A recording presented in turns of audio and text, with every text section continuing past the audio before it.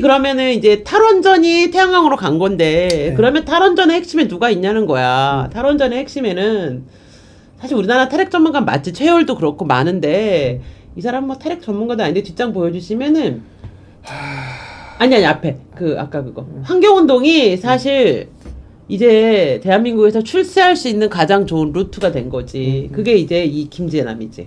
이 사람은 덕성여대 사학과야. 네. 84학번인가 8학번인가 그렇고 그 다음에 서충년이 이제 출범하기 직전에 또 이제 거기 그 서충년 출범하는 그 과정에서 조직적으로 또 관여를 했었고 그리고 나서 잠깐 아마 도시 빈민 쪽으로다가 투신을 했었던 것 같아요. 그 성북 지역 쪽으로다가 투신을 했다가 그쪽에서도 이제 아마 자기 진로를 못 잡았던 것 같죠. 아무래도 옛날에 이제 NL 주사파는 제가 이제 운동하던 시절처럼 완성된 형태의 조직이 없다 보니까 자기가 이제 어느 분야에서 이제 활동할 것인지에 대해서 자기가 이제 스스로 결정을 해야 됐던 것 같아요. 그래서 그 당시에 이제 김재남하고 한양대 출신의 또 이제 그 사람들도 사학과예요. 한양대 출신의 뭐 김혜애 씨 또 누구였었더라 또 한 사람 또 있는데 사학과 3인방이 모여서 뭘 만드냐 하면은 푸른 한반도라는 환경단체를 만들었어요. 반핵단체예요. 최초에. 반핵단체를 만들고 그 푸른 한반도를 건설한 3인방이 만든 게 바로 녹색연합이에요. 네.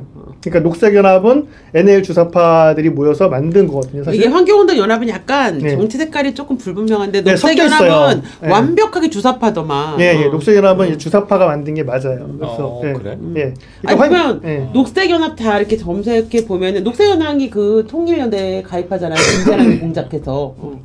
네. 그래서 그렇게 해서 이제 녹색연합을 만들면서 물론 이제 녹색연합을 사학과들만 모여가지고 이 문과인 사람들만 모여서 얘기하고 그러면 사실 전문성에서 시비가 생기잖아요. 그러니까 이제 유일하게 환경을 전공한 장원 교수, 이제 대전대 교수였었거든요. 이 사람을 이제 외부 전문가로다가 초빙을 해서 같이 끌고 가다가 장원 교수는 이제 2000년대 초반에 이건 이미 다 이제 판결 난 사건이니까 그냥 공개해도 될 것 같아요. 장원 교수는 2000년대 초반쯤에 성폭력 사건으로다가 잘려요. 그리고 이제 다시 또 이제 주사파 3인방이 녹색연합을 끌고 가다가 김재남 씨는 통진당을 건설하는 그 시점에서 딱 끌어들인 거죠. 그럼 그 이전에 전력 같은 경우는 사실 환경운동가 말고 반핵운동 빼놓고는 뭔가 없었던 것 같은데 또 그 중간에 또 경로가 있었거든요. 2000년대 중반 무렵에 또 벌어졌던 사건이 1심에 간첩된 사건이거든요. 그 1심에서 또 핵심 서원 중에 하나가 김재남이에요. 그 뒷장이 이제 나오거든요. 네. 그래서 전 되게 깜짝 놀랐어요. 이게. 1심회가 이제 이 사건이 이제 통진당 깨질 때 경기동부가 이제 북한에 이제 통진당 관련한 보고서 올린 것 때문에 난리가 났던 거잖아요. 근데 여기에 우리의 김재남 님이 31번 나와요. 1심의 판결문에 31번 나와. 그러니까 이제 난 깜짝 놀랐어. 그러니까 1심의 산하의 또 다른 이제 부문 조직으로다가 아마 만들었던 게 백두회라고 하더라고요. 그 백두회의 이제 핵심 성원으로서 김재남을 계속 이제 이진강이 북한에다가 계속 보고를 하면서 김재남을 이제 백두회의 그 주체로서 이제 세우겠다 이렇게 하고 그리고 실제로 김재남도 굉장히 빡센 활동들을 해요. 이 과정에서. 여기 보면은 김재남이 시민단체 조직을 포섭하러 들어가서 그러니까 주체 91년 김일성 탄핵 91주년이죠. 그 김정일한테 충성의 맹세를 해요. 그 반미자주와 통일투쟁의 진력을 다하고 김정일 수령의 권위와 업자가 찬양하는 충성 결의문을 제출해요. 그걸 이제 이진광이 북한에 보고하고요. 여기 보면은 그 시민단체 내 김정일의 영도를 실현하기 위해 한민정 강령에 따르는 백두회를 결성해요. 김재남이 이진광이랑. 그리고 미제 핵잠수함 로스안젤레스가 남조선 진해항에 입항한다는 정보를 이진강한테 보고해서 이진강이 그걸 북에다 보고하는, 그러니까 남한 내 모든 정보를 보고하는 연락책이었어요. 김재남이. 이 사람이 지금 문재인 정부 들어서 앞에 거 잠깐 보여주세요.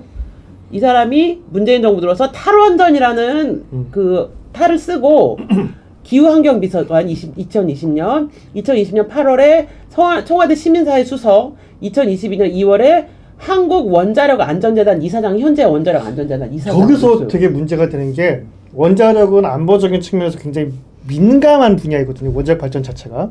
그러니까 사실 그 원자력 기술 자체가 핵무기를 만드는 쪽하고도 같이 연관이 되다 보니까 원자력 관련 그 유관 기관에 앉는 사람들은 안보적인 측면에서 굉장히 투명한 사람들이에요. 검증이 된 사람들이에요. 근데 핵이랑 관련이 있는 건데. 근데 김재남 같은 경우는 사실은 여기 지금 사실 A급, B급, C급이잖아요. 주사파. B급하고 A급 사이에 계시는 분이에요. 되게 거의 민경호 소장님하고 그치? 아니 근데 1심에를 북한에다 뭘 이분에선 직접 보고 하는 사람이었지. 지금 이게 뭐 이 정도면 뭐 무진장 심각한 거지. 그리고 그러니까 김재남이라는 한 인간이 아니라 문재인 정권의 그렇죠. 왜 이 사람이 그러면 1심의 사건 때 안 털렸냐면 1심회를 막 털고 가다가 노무현 대통령이 그만하라 그러잖아요. 그러면서 여기까지 안 가면서 중간에서 이게 꼬리 다르기가 돼요. 사실 그거 끝까지 갔으면 100% 간첩으로 구속됐을 여자가 그 노무현이 살려주고 문재인이 픽업한다고. 그러니까 이게 이렇게 된 것으로 보이는데, 그러니까 그 시민운동은 주사파들이 처음엔 안 했어요. 근데 녹색연합은 주사파 성향이 강한 쪽이고, 그 다음에 2000년대 초반에 이제 2002년에 보고한 걸로 막 돼 있잖아. 2002년도에 나이들이 좀 든 거야. 그러니까 그 민혁당 사람들은 20대 후반 때 잡히니까 별게 없었어 사실은. 근데 1심에 얘네들은 386인데 한 40대가 돼버리니까 막 정치권에 관여하고 막 그러니까 굉장히 고위급 자료들을 보고하고 막 그런다고. 그 와중에 김재남도 있었는데 이게 2010년도에 안기부가 어쨌든 잡았어. 잡았는데 이제 그때 노무현 정권이 이거를 수사를 무력화시키면서 이 멤버들이 그대로 살아남아서 지금 최고위직에 가서 심지어 핵과 관련된 정보를 쥐고 사실 이분이 그러면은 내가 그때 잘못했고 이제는 북한에 보고 안 해요 라는 것도 없고 백두해를 해체했어요 라는 것도 없어. 아무것도 없어. 백두해 잔당이 남아서 지금도 보고를 하고 있는지 아닌지 알 수가 없는 상태인데 지금 원자력 안전재단 이사장이야. 그러니까 이게 내가 볼 때 결정적인 문제는 지금 1심의 사건은 2006년도에 있었으니까 문재인 정부가 이걸 모를 리 없잖아. 그렇죠. 그런데 어떻게 대통령 비서관이 되고 그러냐 말이야. 설사 그게 사실인지 아닌지 판명이 안 났을 수 있어.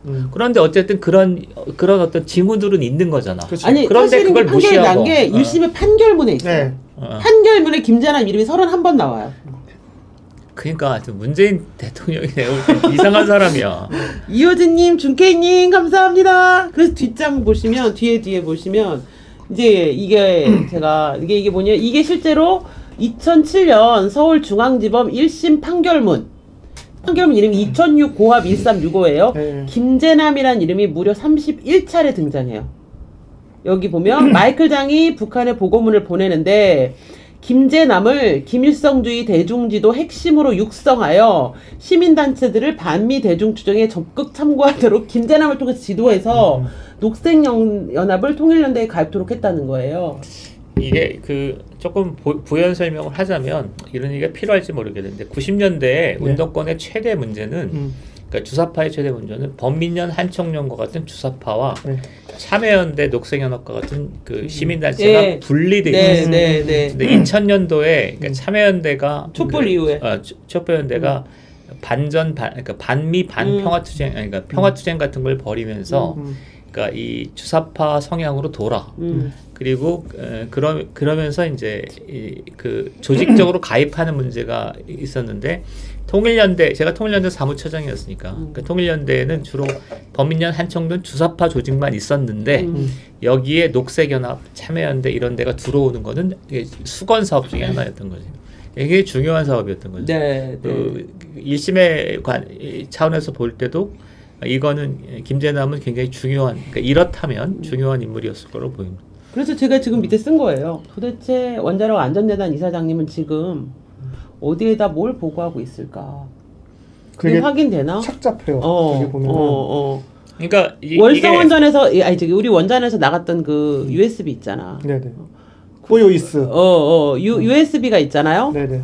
그리고 USB도 있고 원자력 안전재단 이사장도 있어. 우리나라 원자력과 관련된 모든 내용들이 북한에서 모르는 내용이 뭐가 있을까 궁금하더라고. 그러니까 미국 핵잠수함 지금 입항한 거 보고했던 사람이잖아, 북한에다가. 이와 유사한 저 당시에는 근데 이제 시민단체에서 있으면서 보고를 했던 건데 문제는 김재남이라는 인물이 청와대에도 있었던 것이고 그렇죠. 국회에도 있었던 그렇죠. 것이고 심지어 이제는 원자력 안전제도 다 중요한 기관이거든요. 국회의원으로서 4년을 있었고요. 그 다음에 청와대에서 2년을 있었고요. 그리고 이제는 원자력 안전재단 이사장으로서 이제 3년을 또 그 임기를 맡게 돼요. 그러면은 약 9년이잖아요. 9년 동안 이제 나라에서 이제 받는 연봉이 이제 총 한 13억 정도 되더라고요. 13억 원 정도의 돈을 받아가면서 그 일을 하는 건데 이 사람이 원자력 분야에 대해서 아무런 전문성도 없거니와 과거의 신원적인 측면에서 안보적인 측면에서 문제가 된다고요. 그리고 너무 웃긴 건 문재인 정부가 자기 대통령 선거 한 달 앞두고 박아놓은 거야. 그러니까 자기가 이제 북한하고 더 이상 너희에게 많은 선물을 줄 수 없으니까 내가 얘를 통해서 보고해 줄게 라는 사인으로밖에 나는 안 보여. 그러니까 사실 저는 이 부분에 대해서 또 이제 원자력계에 계신 분들에게도 이 사실을 제가 공유를 했었거든요. 근데 원자력계에 계신 분들은 싸움 못해. 이제 어떻게 써요? 그런 거야? 뭐지? 이러고 이게 좀 정치적인 정무적 감각을 좀 갖고 계시는 분들이 좀 이 부분들에 대해서 이슈화를 하고 싸워야 될 것 같은데. 글쎄 이게 지금은 그러니까 지금 우리가 태양광 비리가 너무 많아. 태양광으로 해먹었어. 이것도 문제인데 그러면 태양광에 이제 앞에 된 탈원전이잖아요. 탈원전 정책이 막 그거를 막 깔면서 결국은 탈원전을 중심으로 한 원자력계 인사들을 배치하면서 간첩에 들어간 사건이야. 지금 사태가 이게 근원까지 파보면 완전 큰 그림인 거야. 큰 그림. 거의 탈원전에 아니 그러니까 나는 모든 것의 키를 문재인이 쥐고 있다고 생각해. 그러니까 문재인이 그러니까 도저히 감당 못할 일들을 벌린 것 중에 하나가 이제 에너지 정책으로서의 탈원전을 했고 그다음에 친북 인사들을 아무런 뭐 신용복처럼 아무런 어떤 사전 저거 없이 그냥 마구 발탁한 사건이지. 김재남도 이런 거지.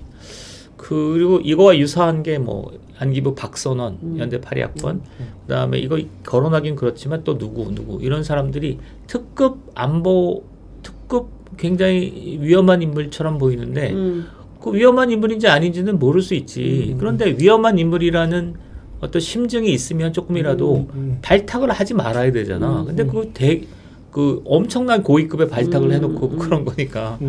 문재인 대통령이 내가 볼 땐 그리고 문재인 대통령이 최근에 굉장히 위험 인물이야. 그 9.19 합의라는 게 있었잖아. 그 지키라고 난리 났죠. 지키고 이 양반이 또 그 하는 거야. 저거 그러니까 북한은 핵무기를 쏘겠다라고 얘기하고 있는데 대통령은 9.19 합의를 지켜야 된다라고 얘기하고 이게 정신 나간 사람이야.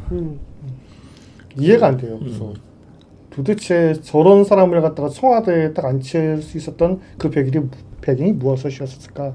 한양대 라인이 있었나? 막 싶기도 하고 왜냐하면은 어쨌거나 김재남하고 같이 했었던 사람들이 한양대 이제 사학과 8학번들이었잖아요. 그럼 이름을 얘기할 수 있어? 김해하고 그 또 한 사람은 이름을 좀 다시 한번 봐야 될 것 같아요. 그래서 그쪽 라인을 통해서 그럼 청와대로 들어갔었을까? 막 이렇게 그런 생각도 들고 그러는데 잘은 모르겠어요. 보면은.